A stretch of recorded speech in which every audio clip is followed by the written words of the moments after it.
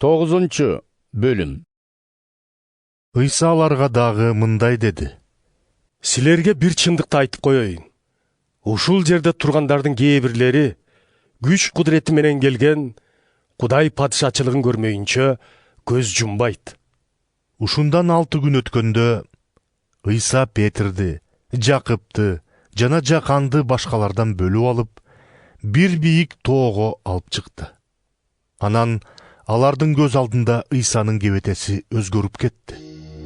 Кийимдери аппак болуп жаркырап, дүйнөдө эч ким агарта албагандай түскө айланды. Анан Илияс менен Муса пайда болуп, Ыйса менен маек курушту. Ошондо Петр Ыйсага мындай деди. Устат, бул жерде болгонубуз кандай жакшы. 3 ала чыкты келе. Бирин сага, бирин Мусага, дагы бирин Илияска.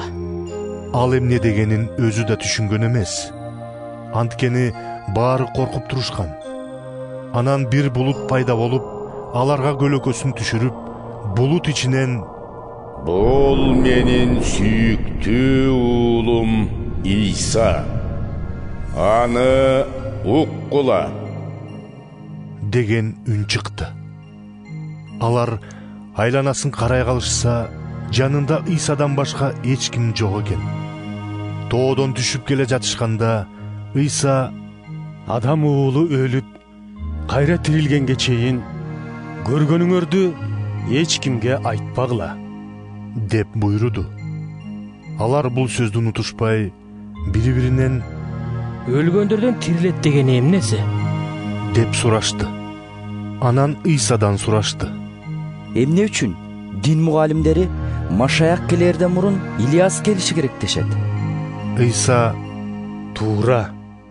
Алды менен Илияс келип, баарын ордуна келтирет.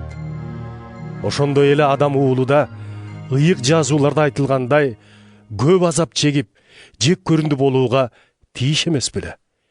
Бирок мен силерге айтам, Илияс чын эле келди. Жана ага ыйык жазууларда жазылгандай өз оюна келгендерин жасашты деп жооп берди. Ыйсалар калган шакирттердин жанына басып келишип, аларды тегеректеп турган көптөгөн элди жана алар менен талашып тартышып жаткан дин мугалимдерин көрүштү. Аны көрөр менен элдин баары катуу таңданышты. Анан алдынан тосо чуркап чыгып, аны менен саламдашышты. Ыйса алардан: эмне тууралуу талашып жатасыңар? деп сурады.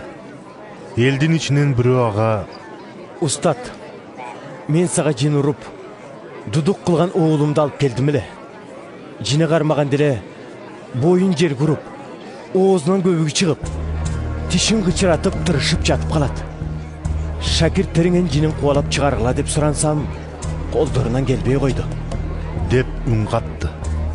Ошондо Ыйса: Эй, ишеними жок эл, качанга чейин араңарда болуп, силерге чыдаар экен. Баланы алып келгиле бери деди. Алар баланы Ыйсанын алдына алып келишти. Жин Ыйсаны көрөр менен баланы калчылдатып кирди. Ал жерге кулап, оозунан көбүгү чыгып, ары бери тоголонуп жатты. Ыйса анын атасынан: уулуң качантан бери мындай? деп сурады. Бала кезинен бери, деди атасы. жин аны өлтүрүү үчүн далай ирет от менен сууга салды. Эгерде колуңуздан келсе, бизге ырайым кылып, жардам бере көрүңүз. Эгер колумдан келсеби? деди Ыйсага. Ким ишенсе, ага баарын жасай алам. Баланын атасы ошол замат: Ишенем, дагы катуураак ишенгенге жардам кыла көр деп боздоп жиберди. Элдин агып келип жатканын көрүп, Ыйса кара күчкө: Дудук жана дүлөй кылчу жин, мен сага катуу буйрук кыламын. Чыгып кет да экинчи кирбегин деди. Жин ачуу чаңырып, баланы катуу калчылдатып, анан чыгып кетти. Бала өлүктөй болуп жатып калгандыктан баары өлдү деп жатышты. Бирок Ыйса аны колунан алып, турууга жардамдашты эле, ал турду. Ыйса үйгө киргенде шакирттери андан өзүнчө Эмне үчүн биз аны кубалап чыга албадык? деп сурашты. Ыйса Аны сыйынуу менен гана кууп чыгарууга болот.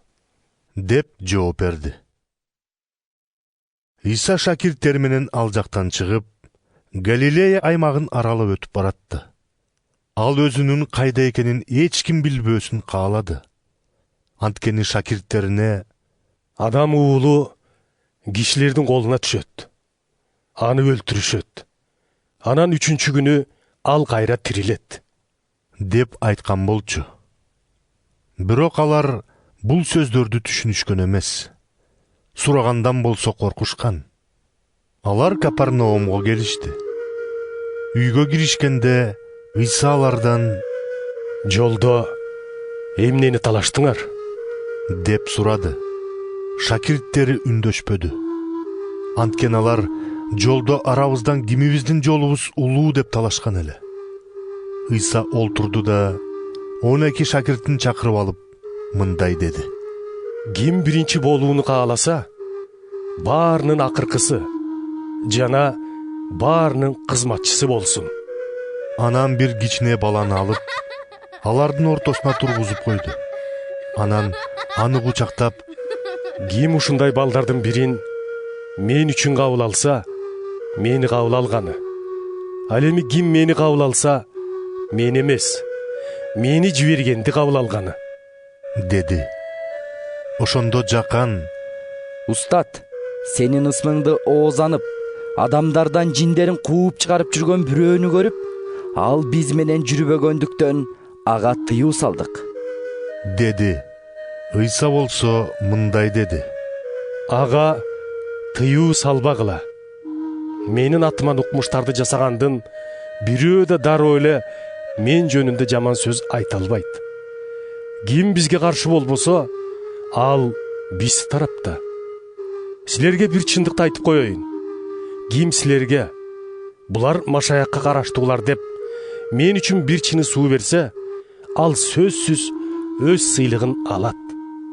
Ал эми кимде ким мага ишенген мынабул кичинекейлердин бирин азгырып, күнөөгө батырса, ал үчүн мойнуна тегирмендин ташы байланып, деңизге ыргытылганы оң болмок.